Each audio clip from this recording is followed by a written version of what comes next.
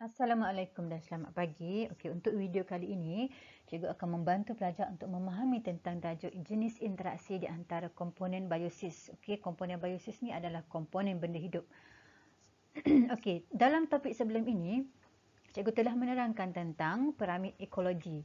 Yang mana piramid ekologi itu terdiri daripada piramid bilangan, piramid biojisim dan juga piramid tenaga. Okey, cikgu harap pelajar telah faham tentang piramid tersebut.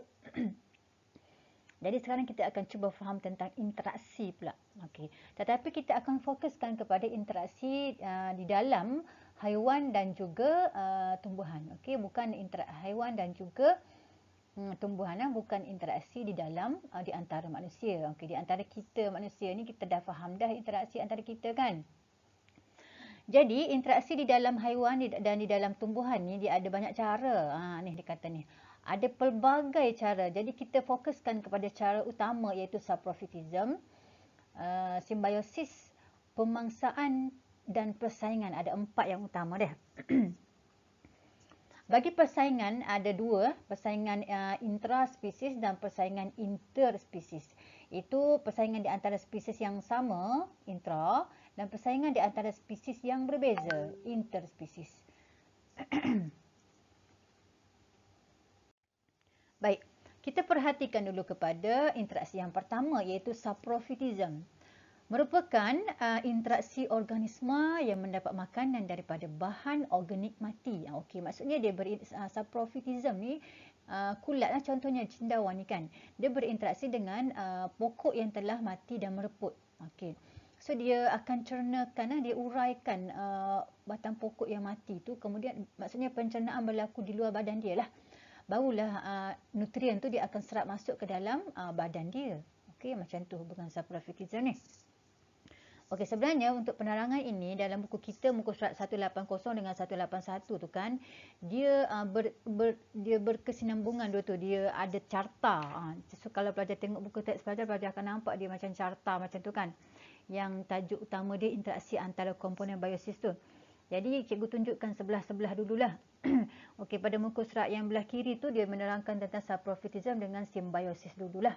Nanti kita akan beralih ke sebelah sana. Baik. Bagi simbiosis pula dipecahkan kepada mutualism, commensalism dengan satu lagi parasitism.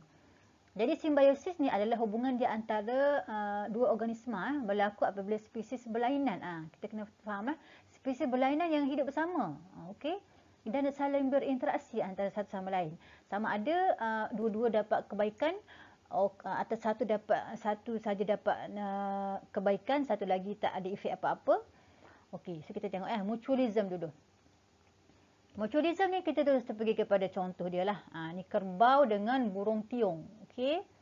Apa dia punya cerita ni? Ni hubungan mutualism ni maksud dia dua-dua dapat untung. Dua-dua dapat untung. Iaitu burung tiung dia hidup di atas badan kerbau. Tak nampak burung tiung ni. Ni kot ada kecil kat situ kan. Burung tiung ni dia hidup di atas badan kerbau ni. Dia makan kutu atas badan kerbau ni. Jadi kelebihan untuk kerbau pula, kerbau hilang lah, bebas lah daripada jangkitan kutu. Dia tak sakit, dia tak gatal, dia tak didatangi oleh penyakit-penyakit yang lain pula. Macam tu lah.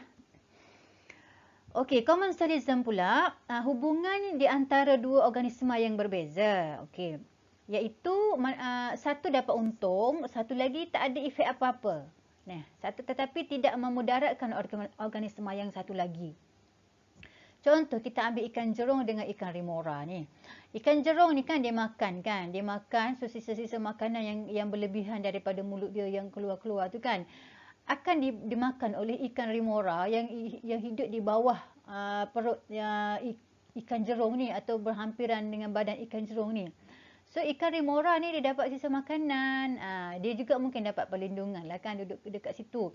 Tapi untuk ikan jerung tak ada efek apa-apa. Tak rugi dan tak untung. Tak memudaratkan dia lah. Okey, so kita beralih kepada hubungan yang ketiga bagi simbiosis. Okey, parasitism lah. Baca perhatikan dekat sini. So kita ambil terus contoh dia cacing pita yang hidup di dalam badan manusia. Iaitu interaksi yang menguntungkan satu organisma sahaja dan memudaratkan organisma yang satu lagi. Okey. Ni cacing pita di dalam usus manusia, dia makan, dia menyerap nutrien dalam badan kita. So menyebabkan kita kekurangan nutrien lah. Ataupun kita boleh berhadapan dengan penyakit lain pula disebabkan kekurangan nutrien tersebut. Okey. Hubungan pemangsaan pula. Dengan pemangsaan ni, contoh ni burung hantu dengan tikus kan. Interaksi yang melibatkan satu organisma jadi pemangsa, satu lagi jadi mangsa. Okey, ni burung hantu pemangsa. Tikus adalah mangsa. Tikus dimakan oleh burung hantu atau burung hantu memakan tikus. Satu untung, satu rugi. Okey, mati dia. Okey, persaingan pula.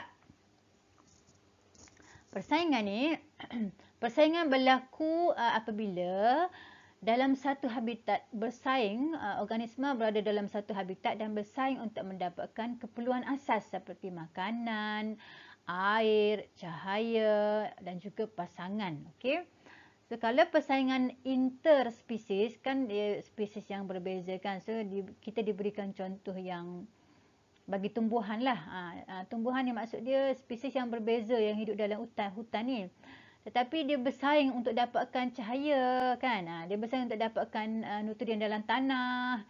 Dia bersaing untuk dapatkan apa lagi tadi? Air kan. Okey. Jadi itulah maksudnya tumbuhan yang hidup dalam hutan ni, yang hidup dekat-dekat tu tapi tumbuhan yang berbeza spesies. Okey, persaingan interspesies lah tu.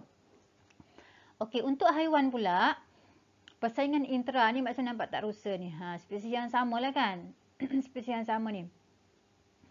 Okey, dia mungkin bersaing antara sama-sama dia untuk mendapatkan pasangan ataupun makanan ke ataupun tempat tinggal ke, macam tu.